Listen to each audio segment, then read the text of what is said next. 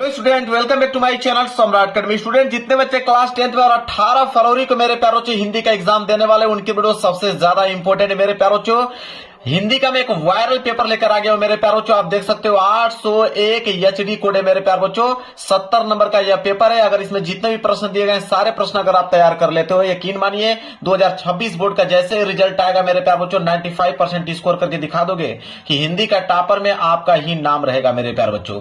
Admit card लेकर जाना, admit card पर से देखकर सही सही अनुक्रमांक और अपना नाम यहाँ पे लिख लेना है। और ये पेपर हल करने के लिए आपके पास समय कितना दिया है? 3 घंटे 15 मिनट। यकीन मानिए कि अगर सारे क्वेश्चन तैयार है तो 2 से लेकर 2.5 घंटे के अंदर में पूरा का पूरा पेपर आप सॉल्व करके बैठ जाओगे। नीचे जैसे बढ़ोगे, नीचे आप लोगों को निर्देश देखने को मिलेगा। निर्देश यहीं पढ़ के पूरा डिटेल में इतना बढ़िया से बता दूंगा कि वहां पर निर्देश पढ़ने की कोई आवश्यकता ही नहीं पड़ेगी। डायरेक्ट आप क्वेश्चन को सॉल्व करोगे। निर्देश में देखिए, पहला निर्देश क्या बोला है कि प्रारंभ के 15 मिनट परीक्षार्थियों को प्रश्न पत्र पढ़ने के लिए निर्धारित है। इसका मतलब यह है कि शुरू के 15 मिनट आपको टाइम मिलेगा इस पेपर को पढ़ने के लिए और 3 घंटे में इस पेपर को सॉल्व करना होगा। तो मेरे प्यारे बच्चों, जैसे ही 18 फरवरी के पेपर मिले, सबसे पहला जो काम करना है वो यह काम करना है मेरे प्यारे बच्चों कि पेपर को एक बार अच्छे तरीके से रीड कर लेना है 15 मिनट के अंदर। जो जो क्वेश्चन आ रहा है उस पर ट्रिक लगाते चलना है और उन क्वेश्चन को सबसे पहले आप लोगों को बोर्ड एग्जाम की कॉपी पे लिखना है, वो भी सुंदर हैंड राइटिंग में मेरे प्यारे बच्चों। दूसरा है कि प्रश्न पत्र 2 खंडों में खंड तथा खंड ब में विभाजित है। यह पेपर 2 खंडों में बना हुआ है। सबसे पहले आया है खंड अ, इसके बाद आया है खंड ब। 2 खंडों में यह पेपर विभाजित है। चलिए जानते हैं सबसे पहले खंड अ में क्या दिया हुआ है। बोला है कि प्रश्न पत्र के खंड अ में बहुविकल्पीय प्रश्न है जिसमें सही विकल्प का चयन करके ओएमआर शीट पर नीले अथवा काले बॉल पॉइंट पेन से सही विकल्प वाले गोले को पूर्ण रूप से काला करें। इसका मतलब यह है कि खंड अ में बहुविकल्पीय प्रश्न है। कितने? टोटल 20 बहुविकल्पीय प्रश्न है। इनका उत्तर आपको ओएमआर शीट पे देना होगा। आप नीले पेन का यूज कीजिए या काले पेन का यूज कीजिए। रंगने के लिए पेन आपका बॉल पॉइंट पेन होना चाहिए। जीएल वाली पेन का इस्तेमाल आप लोगों को नहीं करना, इस बात को थोड़ा सा ध्यान में आप लोग रखिएगा। इसके बाद है चौथा कि खंड अ में बहुविकल्पीय प्रश्न हेतु प्रत्येक प्रश्न के लिए 1 अंक निर्धारित है। इसका मतलब यह है कि एक प्रश्न 1 नंबर के लिए पूछा गया है। मतलब टोटल 20 बहुविकल्पीय प्रश्न है जो कि कितने नंबर के लिए पूछे गए हैं? 20 नंबर के लिए। इसके बाद अगला है कि प्रश्न पत्र के खंड अ के प्रश्न हेतु 1 घंटा तथा खंड ब के प्रश्नों को हल करने हेतु 2 घंटे का समय निर्धारित है। इसका मतलब क्या है जान लीजिए कि खंड अ जिसमें 20 बहुविकल्पीय प्रश्न है उसको हल करने के लिए 1 घंटे का समय दिया गया है। क्या आपको लगता है कि 20 बहुविकल्पीय प्रश्न हल करने के लिए 1 घंटा का समय लग जाएगा? अरे अधिक से अधिक लगेगा तो 5 से लेकर 7 मिनट लगेगा। इसके अंदर सारे के सारे ऑब्जेक्टिव क्वेश्चन रंग डालोगे, बाकी जितना भी टाइम आपके पास बचेगा पूरा का पूरा खंड ब में लगा दीजिएगा हल करने के लिए। अब मेरे प्यारे जो लास्ट निर्देश है कि प्रत्येक प्रश्न के सम्मुख उनके निर्धारित अंक दिए गए हैं। मतलब हर एक प्रश्न के आगे लिखा हुआ मिलेगा कि वो प्रश्न 1 नंबर का है या 2 नंबर का है या 4 नंबर का है या 6 नंबर का है। जितना भी नंबर का कोई भी प्रश्न होगा उसके सामने लिखा हुआ मिलेगा। तो यह था निर्देश। बताइए, इतना डिटेल में मैंने निर्देश को बता दिया कि पेपर के टाइम पढ़ने की कोई आवश्यकता नहीं पड़ेगी। चलिए, ये तो निर्देश मैंने बता दिया। पेपर इधर से स्टार्ट और मैं पेपर आप लोगों को दिखाता हूं। देखिए मेरे प्यारों, जो पेपर आप लोगों के यहां से स्टार्ट है, सबसे पहले आया है खंड अ और खंड अ में दिया हुआ है बहुविकल्पीय प्रश्न। और देखिए पहला प्रश्न क्या पूछा है इस पेपर में। पहला प्रश्न है कि रक्षाबंधन नाटक के नाटककार हैं। 1 नंबर के लिए प्रश्न है। रक्षाबंधन एक नाटक है और इस नाटक के कौन नाटककार हैं यह बताना है। तो इसके नाटककार हैं हरि कृष्ण प्रेमी जी। यहां पे बी वाला जो है बिल्कुल राइट आंसर हो जाएगा। दूसरा प्रश्न है कि रामधारी सिंह दिनकर की रचना है। 1 नंबर के लिए प्रश्न है। 4 ऑप्शन आपके पास दिया गया है। बताना है कि रामधारी सिंह दिनकर की इन चारों ऑप्शन में से कौन रचना है। तो रामधारी सिंह दिनकर की अगर हम बात करें तो उनकी रचना है संस्कृति के 4 अध्याय। यहां पे पहला वाला ऑप्शन जो होगा बिल्कुल राइट आंसर हो जाएगा। तीसरा प्रश्न है कि राम दरबारी रचना के उपन्यासकार हैं। तो राम दरबारी रचना के उपन्यासकार इन चारों ऑप्शन में कौन है? 1 नंबर के लिए भी प्रश्न है मेरे प्यारे बच्चों। तो राम दरबारी की अगर हम बात करें तो इनके रचनाकार हैं आपके श्रीलाल शुक्ला जी। ठीक है, मतलब इनके जो उपन्यासकार हैं कौन है? श्रीलाल शुक्ला जी। यहां पे बी वाला जो है बिल्कुल राइट आंसर हो जाएगा। चौथा प्रश्न देख लो, शुक्ल युग का अन्य नाम कौन सा है? 1 नंबर के लिए प्रश्न है। तो शुक्ल युग को और किस नाम से जाना जाता है?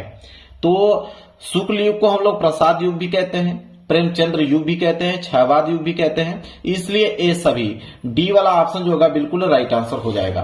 आगे बढ़ते हैं प्रश्न संख्या 5वें की तरफ। विष्णु प्रभाकर किस युग के कहानीकार हैं? 1 नंबर के लिए भी प्रश्न है। तो विष्णु प्रभाकर की अगर हम बात करें कि किस युग के कहानीकार हैं तो मेरे प्यारे बच्चों वो हैं, इनमें से कोई नहीं। न तो भारतेंदु युग के हैं, न तो वो क्षयवादी युग के हैं, न तो वो द्विवेदी युग के हैं। तो कौन सा ऑप्शन बचा? ऑप्शन नंबर डी बचा, इनमें से कोई नहीं। आगे अगर हम बढ़ते हैं प्रश्न संख्या 6 की तरफ। प्रश्न संख्या 6 है कि भाव विलास के रचनाकार हैं, 1 नंबर के लिए प्रश्न है। तो भाव विलास के रचनाकार की अगर हम बात करें तो वह है देव जी। कौन? देव। बी वाला ऑप्शन जो होगा बिल्कुल राइट आंसर हो जाएगा। आगे है प्रश्न संख्या 7वां कि प्रयोगवादी काव्य की विशेषताएं है, 1 नंबर के लिए प्रश्न है। तो प्रयोगवादी काव्य की जो विशेषता इन चारों ऑप्शनों में से कौन है? वह आपके रूढ़ियों के प्रति विद्रोह। बी वाला ऑप्शन जो होगा बिल्कुल राइट आंसर हो जाएगा। चलिए आगे बढ़ते हैं प्रश्न संख्या 8वें की तरफ। कह रहा है कि काव्य की प्रवृत्ति एवं रचना शैली के आधार पर रीतिकाल की कितनी धाराएं स्वीकार की गई हैं, 1 नंबर के लिए प्रश्न है मेरे प्यारे बच्चों। तो अगर हम बात करें कि कितनी धाराएं स्वीकार की गई हैं काव्य की प्रवृत्ति एवं रचना की शैली के आधार पर, तो मेरे प्यारे बच्चों इसका राइट आंसर हो जाएगा ऑप्शन नंबर सी। कितने? 3। तो सी वाला ऑप्शन जो होगा बिल्कुल राइट आंसर हो जाएगा। प्रश्न संख्या 9 है, देखिए क्या है। कह रहा है कि जौहर काव्य के रचनाकार हैं, 1 नंबर के लिए प्रश्न है। तो जौहर काव्य के रचनाकार इन चारों ऑप्शनों में से कौन है? वह है आपके श्याम नारायण पांडे। ए वाला ऑप्शन जो होगा बिल्कुल करेक्ट आंसर हो जाएगा। 10वां प्रश्न देख लीजिए। कह रहा है चिदंबरा के रचनाकार हैं, 1 नंबर के लिए प्रश्न है। तो चिदंबरा के रचनाकार इन चारों ऑप्शनों में से कौन है? वह है आपके सुमित्रानंद पंत जी। सी वाला ऑप्शन जो होगा बिल्कुल करेक्ट आंसर हो जाएगा। अगला प्रश्न है प्रश्न संख्या 11 कि पुनि पुनि मुनि उकसही अकुलाही देखी दशा हर गन मुस्काई, उपयुक्त पंक्ति में कौन सा रस है? मतलब ये जो ऊपर 2 लाइन की पंक्ति दिया हुआ है, इस पंक्ति में किस रस का प्रयोग किया गया है ये बताना है। तो इसमें जो मेरे प्यारे जो हास्य रस का प्रयोग किया गया है, बी वाला ऑप्शन जो होगा बिल्कुल राइट आंसर हो जाएगा। 12वां प्रश्न है कि आहुति से गिर पड़ी चिता पर चमक उठी ज्वाला से उपयुक्त पंक्ति में कौन सा अलंकार है? 1 नंबर के लिए प्रश्न है। किस अलंकार का प्रयोग किया गया है मेरे प्यारे बच्चों? इसमें अगर हम बात करें तो उपमा अलंकार का प्रयोग किया गया है। बी वाला जो है बिल्कुल करेक्ट आंसर हो जाएगा। आगे है प्रश्न संख्या 13 कि दोहा छंद का ठीक उल्टा छंद कौन सा है? 1 नंबर के लिए प्रश्न है कि दोहा छंद का ठीक अगर उल्टा छंद देखा जाए तो कौन सा छंद होगा? तो वह है आपका सोरठा। सी वाला ऑप्शन जो होगा बिल्कुल राइट आंसर हो जाएगा। 14वां प्रश्न है अनुरूप शब्द में प्रयुक्त उपसर्ग है, 1 नंबर के लिए प्रश्न है। तो अगर अनुरूप की अगर हम बात करें, अगर इसको मैं तोड़ूंगा तो यह टूटेगा अनुधन रूप के रूप में, अनुधन रूप के रूप में टूटेगा। अगर उपसर्ग की बात कहा है तो उपसर्ग जो आगे जुड़ता है उसको उपसर्ग बोलते हैं, तो अनु जो है वो उपसर्ग कहलाएगा। सी वाला ऑप्शन जो होगा बिल्कुल राइट आंसर हो जाएगा। अगला प्रश्न 15वां कह रहा है कि रामकृष्ण में कौन सा समास है? 1 नंबर के लिए प्रश्न है। तो मेरे प्यारे बच्चों राम और यहाँ पे योजक चिन्ह आ गया। योजक चिन्ह का मतलब होता है और, अगर इसका आप समास विग्रह करोगे तो ये हो जाएगा राम और कृष्ण। तो जब भी योजक चिन्ह आ जाए और पूछे कौन सा समास है तो राइट आंसर होगा द्वंद्व समास। बी वाला ऑप्शन जो होगा बिल्कुल करेक्ट आंसर हो जाएगा। 16वां प्रश्न है कि वायु समीर बयार परवाह है, 1 नंबर के लिए। परवाह मतलब प्रवाची शब्द कि वायु समीर बयार, तो वायु मतलब क्या होता है? हवा। ठीक है, तो आप डायरेक्ट इस तरह कह सकते हो सी वाला ऑप्शन, हवा के प्रवाची शब्द हैं। क्लियर है? चलिए प्रश्न संख्या 17 तस्मै शब्द में अगर विभक्ति और वचन की बात करें कि तस्मै शब्द में किस विभक्ति और कौन से वचन का प्रयोग किया गया है? 1 नंबर के लिए प्रश्न है मेरे प्यारे बच्चों। इसका राइट आंसर हो जाएगा कि चतुर्थी विभक्ति और एक वचन का प्रयोग किया गया है। ए वाला ऑप्शन जो होगा बिल्कुल करेक्ट आंसर हो जाएगा। 18वां प्रश्न है मेरे प्यारे बच्चों संदेहपूर्ण कथन को कहते हैं, 1 नंबर के लिए प्रश्न है कि संदेहपूर्ण कथन को हम लोग क्या कहते हैं? तो इनको हम लोग बोलते हैं संदेहात्मक वाक्य। यहाँ पे सी वाला जो होगा बिल्कुल करेक्ट आंसर हो जाएगा। 19वां प्रश्न है कि मैं पत्र लिखूंगा, वाक्य का कर्मवाच्य में परिवर्तित तो वाक्य है। 1 नंबर के लिए प्रश्न है कि मैं पत्र लिखूंगा, बताना है कि वाक्य का कर्मवाच्य में परिवर्तित वाक्य क्या होगा? तो यह हो जाएगा कि मेरे द्वारा पत्र लिखा जाएगा। ए वाला ऑप्शन जो होगा बिल्कुल करेक्ट आंसर हो जाएगा। 20वां प्रश्न है कि स्थानवाचक क्रिया विशेषण है, 1 नंबर के लिए प्रश्न है। तो इन चारों ऑप्शनों से बताना है कि स्थानवाचक क्रिया विशेषण कौन है? तो हो जाएगा आपका आसपास। बी वाला ऑप्शन जो होगा बिल्कुल करेक्ट आंसर हो जाएगा। अब आगे बढ़ेंगे, यहां से स्टार्ट हो रहा है आप लोगों का खंड ब, और खंड ब में रहेंगे वर्णनात्मक प्रश्न। कितने नंबर के लिए? 50 नंबर का वर्णनात्मक प्रश्न पूछा जाएगा। तो यहाँ 20 ऑब्जेक्टिव क्वेश्चन मैंने बता दिया, और 20 के 20 ऑब्जेक्टिव क्वेश्चन बिल्कुल सही करके आना है आप लोगों को। 5 मिनट के अंदर सारे के सारे ऑब्जेक्टिव क्वेश्चन करंट डालिएगा, बाकी जितना भी समय बचेगा पूरा का पूरा खंड ब में लगा दीजिएगा। चलिए 20वें के बाद आएगा प्रश्न संख्या 21। प्रश्न संख्या 21 है कि निम्नलिखित गद्यांश पर आधारित दिए गए प्रश्नों को उत्तर दीजिए। अभी आ गया मेरे प्यारों चो गद्यांश, और गद्यांश कितने नंबर के लिए पूछा गया है? 6 नंबर के लिए पूछा गया है। 3 प्रश्न रहेंगे, 2-2 नंबर के हिसाब से 6 नंबर मिलेगा। लेकिन याद रहे कि गद्यांश यहाँ 2 दिया है, एक आपका क वाला दिया गया है, और क वाला नहीं कर पाओगे तो अथवा करके आपको ख वाला दिया गया है, और दोनों में से कोई एक ही करना है। मैं दोनों का आंसर आप लोगों को बताऊंगा। तो पहले मैं क वाला का बताता हूं। कह रहा है कि मानव मन सदा से ही अज्ञात के रहस्यों को खोलने और जानने समझने को उत्सुक रहा है। जहां तक वह नहीं पहुंच सकता था वहां वह कल्पना के पंखों पर उड़कर पहुंचा। उसकी अनगढ़ और अविश्वसनीय कथाएं उसे सत्य के निकट पहुंचाने में प्रेरणा शक्ति का काम करती रही। अंतरिक्ष युग का सूत्रपात 4 अक्टूबर 1957 को हुआ था, जब सोवियत रूस ने अपना पहला स्पुतनिक छोड़ा। प्रथम अंतरिक्ष यात्री बनने का गौरव यूरी गैगरिन को प्राप्त हुआ। अंतरिक्ष युग के आरंभ के ठीक 11 वर्ष 9 माह 17 दिन के बाद चंद्र तल पर मानव उतर गया। यह आपको दिया है मेरे प्यारों चो गद्यांश, और इस गद्यांश के नीचे 3 प्रश्न हैं, जिसमें से पहला है कि उपयुक्त गद्यांश के पाठ और लेखक का नाम लिखिए, 2 नंबर मिलेगा। तो चलिए देखते हैं 21 का क। तो देखिए 21वें का क, और उसमें भी पहला प्रश्न, ठीक है। लिखेंगे कि प्रस्तुत गद्यांश हमारी पाठ्य पुस्तक में संकलित पानी में चंदा और चांद पर आदमी पाठ से उद्धृत किया गया है, और इसके लेखक कौन है? जयप्रकाश भारती जी हैं। मतलब किस चैप्टर से लिया गया है? चैप्टर का नाम क्या है? कि पानी में चंदा और चांद पर आदमी, और इसके लेखक की अगर हम बात करें तो जयप्रकाश भारती जी इसके लेखक हैं। आगे बढ़ते हैं अगले प्रश्न की तरफ। प्रश्न संख्या 2 कि रेखांकित अंश की व्याख्या कीजिए, 2 नंबर मिलेगा। कि रेखांकित अंश की व्याख्या कीजिए, जहां तक अंडरलाइन किया गया है। तो अंडरलाइन तो यहां से किया गया है कि जहां तक वह नहीं पहुंच सकता था वहां वह कल्पना के पंखों पर उड़कर पहुंचा। इसका हमें क्या करना है? व्याख्या बताना है। चलिए व्याख्या कैसे इसका लिखेंगे, नोट कीजिए। तो दूसरे का आंसर लिखिए कि प्रस्तुत पंक्तियों में लेखक कहता है कि हमारे देश के लोगों ने ही नहीं, विश्व के लोगों ने अपनी भाषा में अनगिनत कहानियां पढ़ी है। अनेक कवियों ने चंद्रमा के ऊपर कविताएं लिख डाली है। किसी ने उसे राजनीति की संस से विभूषित किया, तो किसी ने रात्रि की देवी के नाम से संबोधित किया। यह उस रेखांकित अंश का क्या हो गया? व्याख्या हो गया। इसके बाद एक प्रश्न और है कि प्रथम अंतरिक्ष यात्री कौन था? 2 नंबर मिलेगा। तो देखिए वो तो उस गद्यांश में आपको मालूम चल गया था कि यूरी गैगरिन थे। तो इसका उत्तर कैसे लिखोगे कि प्रथम अंतरिक्ष यात्री बनने का जो गौरव जो है वो यूरी गैगरिन को प्राप्त हुआ। तो 3 प्रश्न थे, तीनों का आंसर मैंने बता दिया। अगर ये क वाला गद्यांश नहीं करना चाहते हो कोई दिक्कत नहीं है, आप ख वाला कर सकते हो। ख वाला है हिंदी में प्रगतिशील साहित्य का निर्माण हो रहा है। उसके निर्माता यह समझ रहे हैं कि उनके साहित्य में भविष्य का गौरव निहित है, पर कुछ ही समय के बाद उनका यह साहित्य भी अतीत का स्मारक हो जाएगा, और आज जो तरुण है वही वृद्ध होकर अतीत के गौरव का स्वप्न देखेंगे। उनके स्थान में तरुणों का फिर दूसरा दल आ जाएगा जो भविष्य का स्वप्न देखेगा। दोनों के ही स्वप्न सुखद होते हैं, क्योंकि दूर के जो ढोल हैं वो सुहावने होते हैं। अब मेरे प्यारों चाहिए आपका गद्यांश दिया, इसके नीचे भी 3 प्रश्न है। पहला है कि उपयुक्त गद्यांश के पाठ और लेखक का नाम लिखिए, 2 नंबर इसमें मिलेगा। तो चलिए देख लेते हैं इसका उत्तर। तो देखिए ख वाला, यहाँ पे ख वाला गद्यांश, और उसका पहला उत्तर है यहाँ पे कि उपयुक्त, यहाँ पे लिखेगा उपयुक्त गद्यांश पद्मलाल पूनालाल बख्शी द्वारा रचित क्या लिखूं पाठ से लिया गया है। चैप्टर का नाम क्या है? चैप्टर का नाम है क्या लिखूं, और इसके जो लेखक हैं वह है पद्मलाल पूनालाल बख्शी जी। क्लियर है, 2 नंबर मिल गया।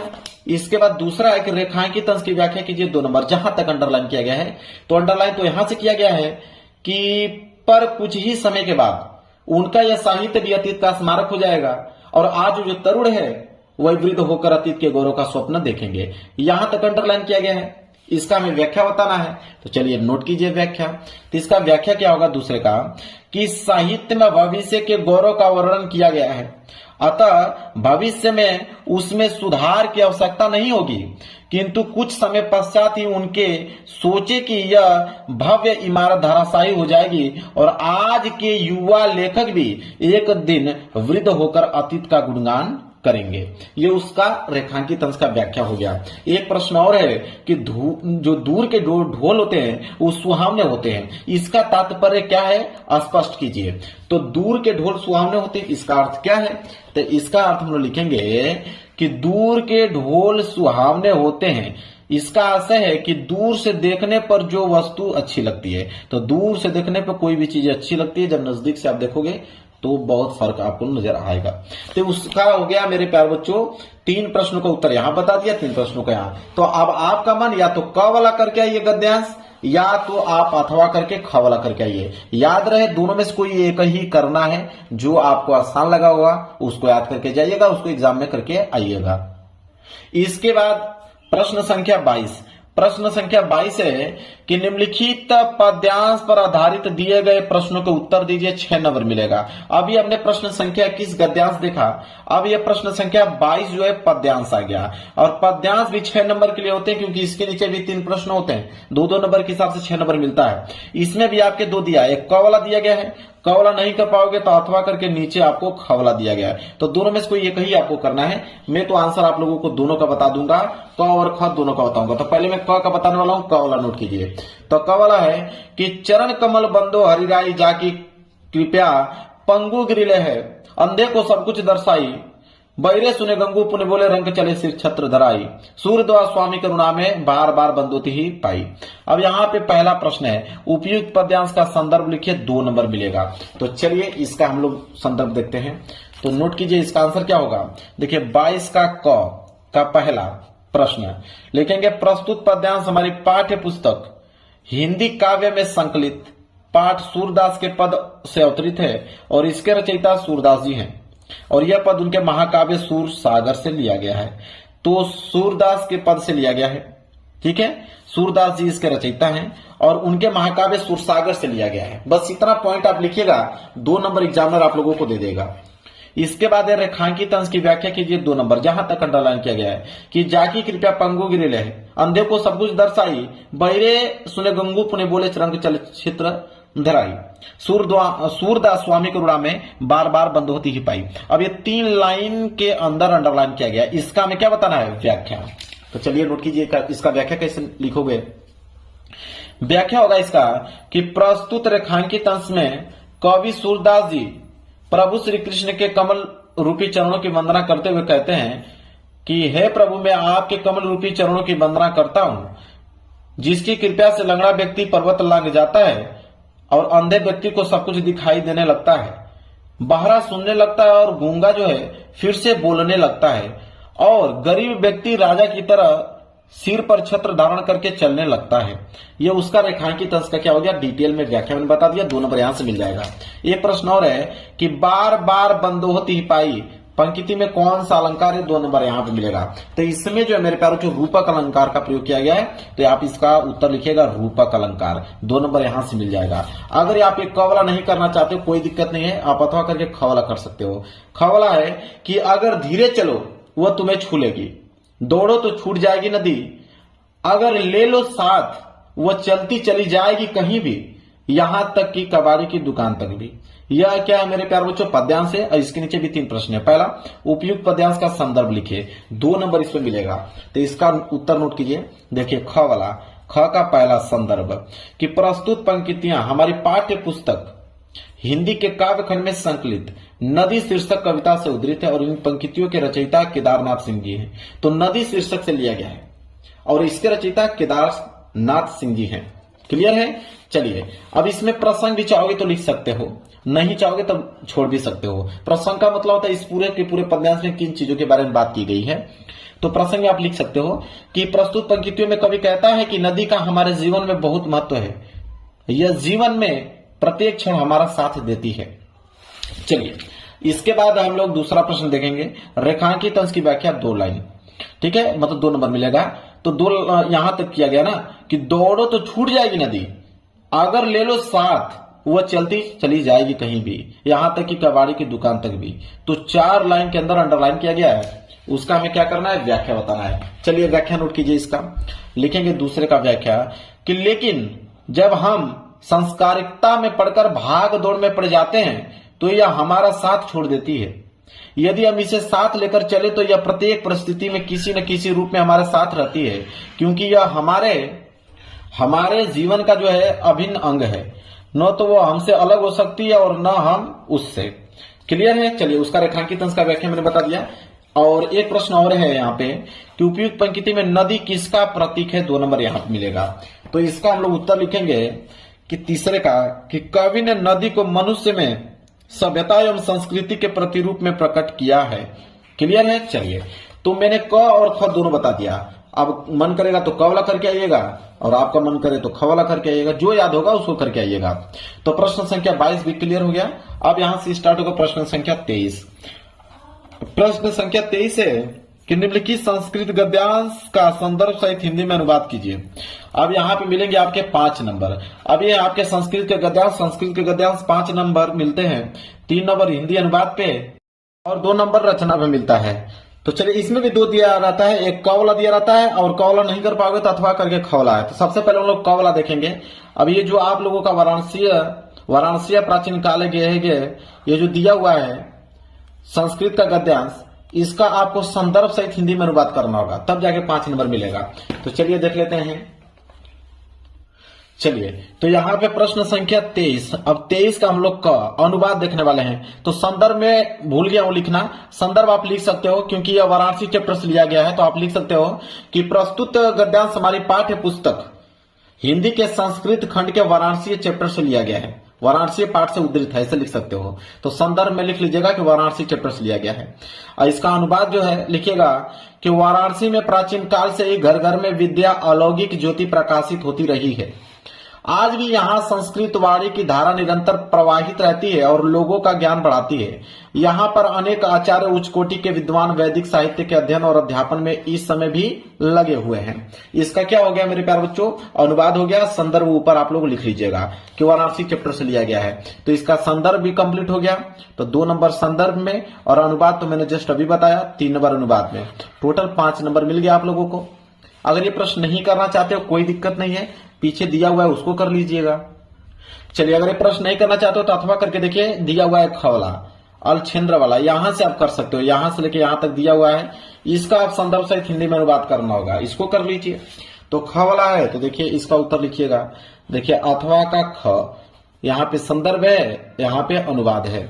तो संदर्भ लिखिए कि प्रस्तुत नाट्यांश हमारी पाठ्य पुस्तक हिंदी के संस्कृत खंड के वीर वीरेन पूजते पाठ से उद्धृत है। मतलब वीर वीरेन पूजते चैप्टर से लिया गया है, यह इसका संदर्भ हो गया।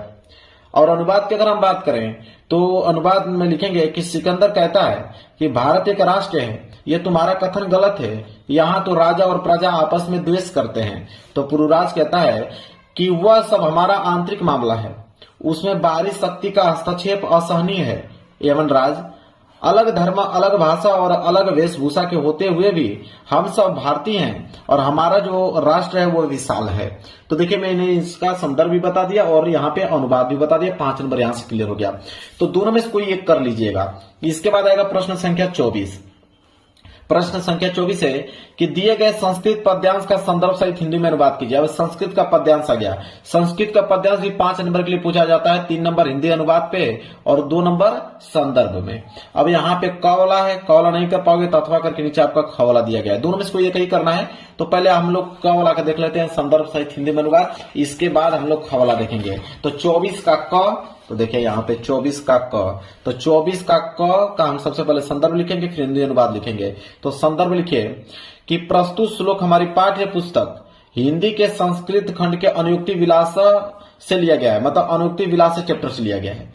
अगर हिंदी अनुवाद की अगर हम बात करें तो इसका अनुवाद होगा कि हे हंस, यदि तुम ही दूध और पानी को अलग करने में आलस करोगे तो अब इस संसार में अपने कुल धर्म का पालन कौन करेगा।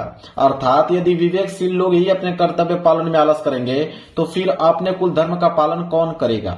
तो मैंने यहाँ पे संदर्भ भी बता दिया और यहाँ पे नीचे हिंदी अनुवाद भी बता दिया। नोट कर लो। अगर ये प्रश्न नहीं करना चाहते हो तो नीचे आपका अथवा वाला दिया है, यह वाला, इसको आप कर लेना संदर्भ सहित हिंदी में अनुवाद। ये भी आपको 5 नंबर पे ला देगा। तो ख वाला, इसका भी उत्तर देख लो, अथवा करके ख वाला। तो देखिए संदर्भ है, इधर हिंदी अनुवाद है। तो संदर्भ नोट कीजिए कि प्रस्तुत श्लोक हमारी पाठ्य पुस्तक हिंदी के संस्कृत खंड से संकलित जीवन सूत्राणु नामक पाठ से अवतरित है, मतलब जीवन सूत्राणु चैप्टर से लिया गया है। हिंदी अनुवाद की अगर हम बात करें तो इसका हिंदी अनुवाद होगा कि एक मित्र उस व्यक्ति के लिए मित्र होता है जो दूर रहता है, और एक पत्नी उस व्यक्ति के लिए मित्र होती है जो घर पर होता है। चिकित्सक दुखियों का मित्र होता है और दान मरते हुए का मित्र होता है। तो मैंने संदर्भ भी बता दिया और साथ ही साथ हिंदी अनुवाद भी बता दिया। क्लियर हो गया? तो दोनों में से कोई एक कर लीजिएगा, या तो आप क वाला कर लीजिएगा या तो अथवा करके ख वाला। दोनों मैंने आंसर बता दिया, दोनों में से कोई याद करके जाएगा, कोई भी करके आइएगा, कोई दिक्कत नहीं है। 5 नंबर आपको मिल जाएगा। इसके बाद है प्रश्न संख्या 25 कि अपने पठित खंड काव्य के आधार पर दिए गए प्रश्नों में से किसी एक का उत्तर दीजिए। 3 नंबर मिलेगा और ये आपका खंड काव्य है। तो खंड काव्य तो जिला वाइज आता है, तो आप देख लेना कि आप किस डिस्ट्रिक्ट से बिलोंग करते हो तो आपको कौन सा खंड काव्य याद करके जाना है। कोई दूसरा अगर कर लोगे तो 1 नंबर आपको नहीं मिलेगा। तो आप देख लेना कि क्वेश्चन बैंक में देख लेना या आप किताब में देख लेना कि आपके जिले में कौन सा खंड काव्य पूछा जाता है। वैसे खंड काव्य बहुत सारे होते हैं, मुक्तिदूत, ज्योति जवाहर, मेवाड़ मुकुट, इसके बाद यहाँ पे अग्र पूजा, जय सुभाष, इसके बाद मातृभूमि, इसके बाद यहाँ पे कर्ण के बाद यहाँ पे करमवीर के बाद यहाँ पे तुमुल। इतने सारे हैं, लेकिन उसमें से वही करना है जो आपके डिस्ट्रिक्ट में पूछा जाता है। इसके बाद आएगा प्रश्न संख्या 26। देखिए प्रश्न संख्या 26 है और 26 का क कि दिए गए लेखकों में से किसी एक लेखक का जीवन परिचय देते हुए उनके प्रमुख रचना का उल्लेख कीजिए। 5 नंबर मिलेगा आपको जीवन परिचय पे, तो 3 नंबर तो जीवन परिचय पे और 2 नंबर रचनाएं पे मिलेगा। तो रचनाएं बिल्कुल आप लोगों को लिखना है। तो क्या मुझे जीवन परिचय भी बताने की आवश्यकता है? बिल्कुल नहीं। जीवन परिचय तो हर एक विद्यार्थी को याद होगा। या तो आप पद्मलाल पूनालाल बख्शी जी का लिख लीजिए, या तो रामधारी सिंह दिनकर जी का लिख लीजिए, या तो डॉक्टर राजेंद्र प्रसाद जी का लिख लीजिए। इन तीनों लोगों में से किसी एक का जीवन परिचय आप लिख लीजिए, रचना सही, आपको 5 नंबर मिल जाएगा। इसके बाद है 26 का ख कि निम्नलिखित कवियों में से किसी एक कवि का जीवन परिचय देते हुए उनके प्रमुख रचना का उल्लेख कीजिए। 5 नंबर मिलेगा कवि के जीवन परिचय पे, 3 नंबर जीवन परिचय पे, 2 नंबर रचना पे। या तो आप मैथिली समुद्रगुप्त जी की लिखिए, या तो रसखान जी की, या तो महादेवी वर्मा जी, या तो अशोक वाजपेयी। तो इन चारों लोगों में से किसी एक कवि का जीवन परिचय आप लिख लीजिए रचना सहित, आपको 5 नंबर मिल जाएगा। मुझे जीवन परिचय बताने की कोई आवश्यकता नहीं, सारे विद्यार्थियों को याद होगा जीवन परिचय। इसके बाद आएगा प्रश्न संख्या 27। प्रश्न संख्या 27 है कि अपने पाठ्य पुस्तक में से कंठस्थ कोई एक श्लोक लिखिए जो इस प्रश्न पत्र में न आया हो। 2 नंबर मिलेगा। तो कोई एक श्लोक लिखिए जो इस पेपर में न आया हो, ठीक है। और जो पेपर में आया है अगर उसको लिख दोगे तो मेरे प्यारे बच्चों 1 नंबर भी आप लोगों को नहीं मिलेगा। अलग से आपको लिखना है जो इस पेपर में ना आया हो। तो चलिए मैं बता देता हूं, नोट कीजिए। 27वां को उत्तर नोट कीजिए कि बंधम मरणो वापी जो है वापी पराजय वेत्र सम वीर वीर भाव ही वीरता। 2 लाइन का देखिए आप पोएम मैंने बता दिया, नोट कर लो। 2 लाइन का पोएम, 2 नंबर आपको मिल जाएगा। इसके बाद है प्रश्न संख्या 28। प्रश्न संख्या 28 है कि वाद विवाद प्रतियोगिता में प्रथम स्थान प्राप्त करने पर अपने चचेरे भाई को बधाई देते हुए एक पत्र लिखिए। ये है आपके 4 नंबर। अगर ये नहीं करना चाहते हो आप तो अथवा करके दिया हुआ है यहाँ पे कि अपने गली मोहल्ले की नलियों की समुचित सफाई के लिए नगर निगम के स्वास्थ्य अधिकारी को पत्र लिखे। तो मैं ऊपर वाला बता देता हूं आप लोगों को कि वाद विवाद प्रतियोगिता में प्रथम स्थान प्राप्त करने पर अपने चचेरे भाई को बधाई पत्र आप कैसे लिखोगे, 4 नंबर कैसे आपको मिलेगा वो नोट कीजिए। सबसे पहले वार्ड नंबर डालिए उनका एड्रेस में, फिर काना खेड़ा पठार, मतलब जो भी एड्रेस होगा आप अपना डालीजिएगा जहां पे भी उनका एड्रेस है। यहाँ पे डेट भी आप लोग अपने से मेंशन कर लीजिएगा। फिर लिखिएगा प्रिय भाई राम, नमस्कार, मैं यहाँ कुशलता पूर्वक हूँ और आशा करती हूँ कि तुम भी सकुशल होगे। तुम्हारा 15 फरवरी को पत्र मिला जिसमें तुमने बताया कि तुमने वाद विवाद प्रतियोगिता में प्रथम स्थान प्राप्त किया है। मुझे यह जानकर बहुत हर्ष हुआ। सचमुच हम सबके लिए हर्ष की बात है। यह तुम्हारी कड़ी मेहनत का परिणाम है। ईश्वर से कामना है कि वह तुम्हें इसी प्रकार जीवन में सफलता प्रदान करते रहें। पूज्य चाचा चाची को मेरा प्रणाम। तुम्हारे पत्र के इंतजार में तुम्हारी बहन बस ऐसे लिखोगे ना तो 4 नंबर आप लोगों के मेरे प्यारों से मिल जाएंगे, कोई दिक्कत नहीं होना चाहिए। आगे देखिए प्रश्न संख्या 29। निम्नलिखित प्रश्नों में से किसी 2 प्रश्नों का उत्तर दीजिए संस्कृत में। 2 नंबर मिलेंगे आपके पास। 1 2 3 4 5 प्रश्न हैं। इन 5 में से किन्हीं 2 ही प्रश्नों का उत्तर आपको संस्कृत में देना है। तो मैं एक आपको तीसरे का बता देता हूं और एक मैं आपको 5वें का बता देता हूं, ठीक है। तो तीसरे और 5वें का आंसर नोट कर लो। ये आपका तीसरे का आंसर और ये आपका 5वें का आंसर। 2 नंबर आपको मिल जाएगा, कोई दिक्कत नहीं। आगे है प्रश्न संख्या 30, निम्नलिखित विषयों में से किसी एक विषय पर निबंध लिखिए, 7 नंबर मिलेगा।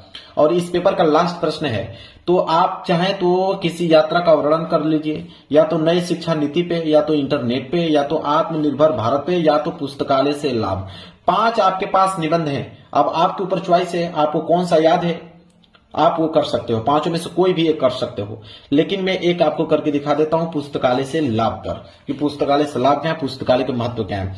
तो पुस्तकालय के महत्व, यहाँ पे सबसे पहले 5 हेडिंग डालिए। एक प्रस्तावना, भारत एवं पुस्तकालय, पुस्तकालयों की श्रेणियां, लाभ और इसके उपसंहार। ठीक है, 5 हेडिंग। इसके बाद यहां से लिखना आप चालू करोगे। पहले हेडिंग क्या रहेगी, प्रस्तावना। पहले हेडिंग प्रस्तावना लिखोगे कि मानव एक बुद्धि प्रधान प्राणी है, उसकी प्रतिपल चेष्टा नवीन ज्ञान प्राप्त करने की होती है। वर्तमान युग में मनुष्य अनेक समस्याओं के जाल में उलझा हुआ है, उसमें इतनी क्षमता नहीं है कि स्वयं के धन से अपनी रुचि के अनुकूल पुस्तकें क्रय कर सके, अतः उसकी इस समस्या का निराकरण पुस्तकालय के माध्यम से ही संभव है। यह उसका प्रस्तावना हो गया। फिर लिखोगे भारत एवं पुस्तकालय, लिखोगे कि भारत की धरती पर पुस्तकालय की परंपरा प्राचीन काल से ही अस्तित्व में है। नालंदा और तक्षशिला विश्वविद्यालयों के पुस्तकालय इसके महत्व महान उदाहरण थे। पुस्तकालयों की श्रेणियां, पुस्तकालयों की भी अनेक श्रेणियां होती हैं। पुस्तकालयों के पुस्तकालयों में भी पाठ्यक्रम के अतिरिक्त अन्य जीवन उपयोगी पुस्तकें भी उपलब्ध होती हैं। वाचनालयों में देश विदेश की ज्ञानवर्धक पुस्तकें पढ़ने को मिलती हैं। छात्र इनका अध्ययन करके अपने ज्ञान का विस्तार करता है। और निजी पुस्तकालयों का उपयोग केवल संपन्न व्यक्तियों तक ही सीमित है। इसके अतिरिक्त सार्वजनिक पुस्तकालय में भी होते हैं। लाभ की अगर हम बात करें तो पुस्तकालय मानव की मानसिक खुराक है, मनुष्य के ज्ञान विकास के अभूतपूर्व साधन है। भूगोल, गणित, विज्ञान, इतिहास तथा सांस्कृतिक ज्ञान प्राप्त करने की पुस्तकालय एक मात्र साधन है। और उपसंहार लिखिए कि पुस्तकालय ज्ञान के अक्षय कोष है। पुस्तकालय के कक्ष में बैठकर रुचि के अनुकूल कवियों तथा दार्शनिकों के विचार को भलीभांति ज्ञान प्राप्त किया जा सकता है। और सांस्कृतिक तथा सभ्यता के अनुशीलन से भारत के गौरवपूर्ण अतीत की झांकी देख सकते हैं। और समग्र रूपेण पुस्तकालय हमारे लिए अत्यधिक लाभप्रद है। और यह ज्ञान के पावन तीर्थ ही नहीं अपितु हमारे ज्ञान चक्षु भी हैं। क्लियर है मेरे प्यारे बच्चों। चलिए अब यह पेपर पूरा का पूरा हो गया समाप्त। अगर आपको 70 में 70 नंबर चाहिए, मेरे प्यारे बच्चों ईमानदारी से इस पेपर को पूरा का पूरा तैयार कर लेना। वीडियो को लाइक कर देना और चैनल पर नए हो तो चैनल को जरूर सब्सक्राइब कर लेना। मिलेंगे एक प्यारे से नेक्स्ट वीडियो में, तब तक के लिए धन्यवाद।